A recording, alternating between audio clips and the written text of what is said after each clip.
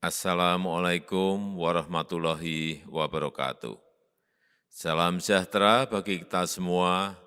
Om Swastiastu, Namo Buddhaya, salam kebajikan.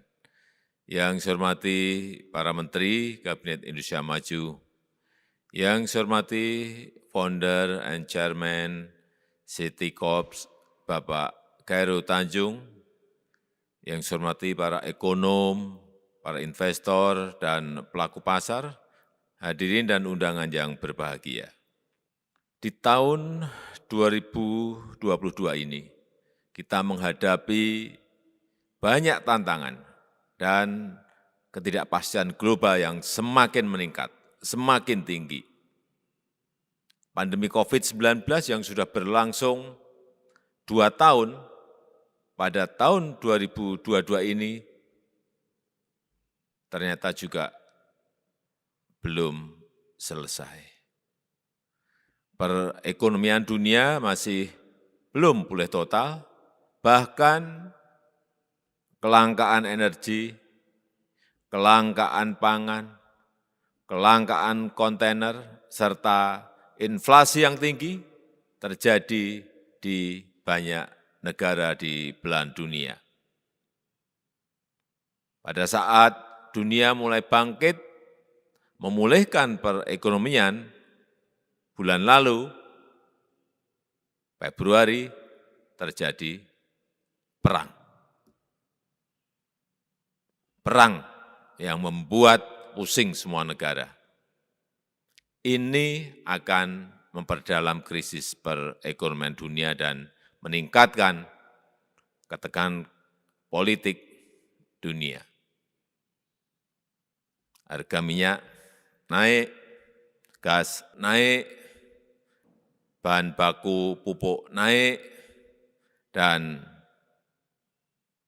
harga gandum juga naik. Inflasi tentu saja juga semakin meningkat. Permasalahan tersebut menjadi tantangan bagi banyak negara termasuk Indonesia. Tantangan ini harus kita sikapi dengan sangat hati-hati. Dibutuhkan kerjasama, dibutuhkan kolaborasi antara pemerintah dan pelaku usaha. Dibutuhkan kebijakan yang cepat dan tepat, serta implementasi yang efektif. Yang jelas, masyarakat tidak boleh menjadi korban dari ketidakpastian global ini.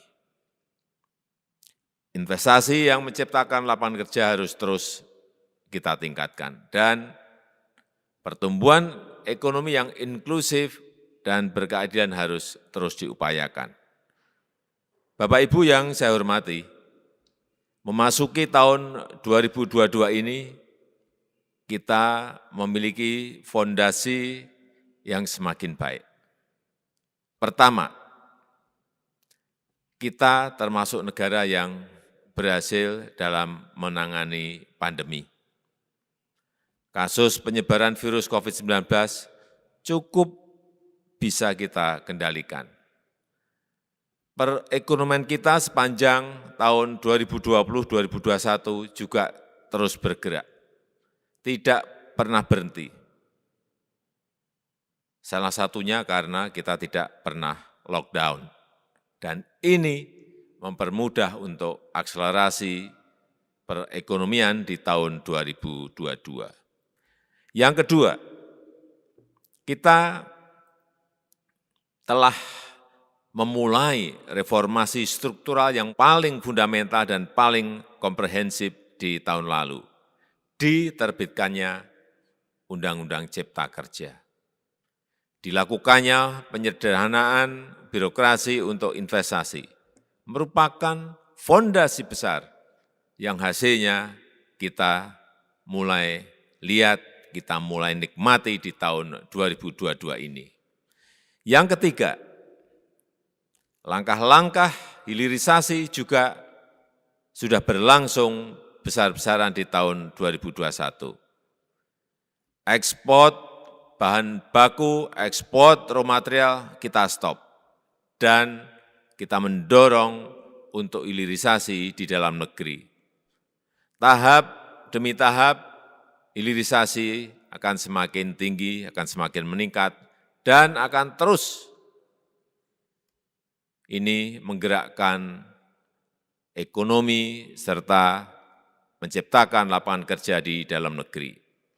Yang keempat, fondasi ekonomi digital sebagai basis ekonomi baru juga sudah cukup kuat di tahun lalu.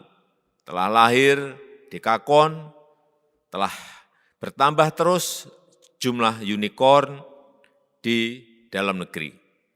Hal ini sebagai bukti bahwa infrastruktur digital semakin meluas dan ekosistem digital juga semakin kondusif. Bapak Ibu yang saya hormati, dengan fondasi-fondasi tersebut, saya meyakini kita bisa mengakselerasi pertumbuhan perekonomian kita jauh lebih baik di tahun 2022 ini. Pertama, hilirisasi akan terus kita lanjutkan dengan turunan produk yang lebih banyak dan lebih bervariatif. Hal ini akan membuka investasi yang lebih besar dan membuka lapangan kerja yang semakin banyak. Selain itu, nilai ekspor kita akan terus meningkat, akan terus memperbaiki balance of payment kita dan memperkokoh fiskal serta moneter kita. Hal ini akan semakin memperkokoh fondasi perekonomian kita. Yang kedua, kita mempercepat pengembangan ekonomi hijau yang menjadi kekuatan Indonesia. Alam Indonesia memberikan modal besar kepada kita untuk mengembangkan energi hijau yang murah, listrik tenaga air, listrik tenaga bayu, listrik panas matahari, listrik panas bumi, sangat berlimpah di negara kita Indonesia. Kekuatan ini harus kita optimalkan untuk meningkatkan daya saing Indonesia di era ekonomi hijau ke depan. Yang ketiga, kita akan membangun Ibu Kota Nusantara. Ini merupakan pekerjaan besar yang kita mulai di tahun 2022 ini, dan pengembangan IKN akan menjadi salah satu motor penggerak pertumbuhan perekonomian di Indonesia, utamanya Indonesia bagian timur. Dan nantinya akan menjadi motor inovasi bagi akselerasi pembangunan ekonomi masa depan. Saya mengajak dan mengundang para investor untuk berkontribusi dalam proses ini, ikut menjadi bagian dari perjalanan sejarah penting bangsa, berkontribusi bagi kemajuan Indonesia dan kejayaan Nusantara. Saya rasa itu yang ingin saya sampaikan dalam kesempatan yang baik ini. Terima kasih. Wassalamualaikum warahmatullahi wabarakatuh. Om Santi Santi Santi Om.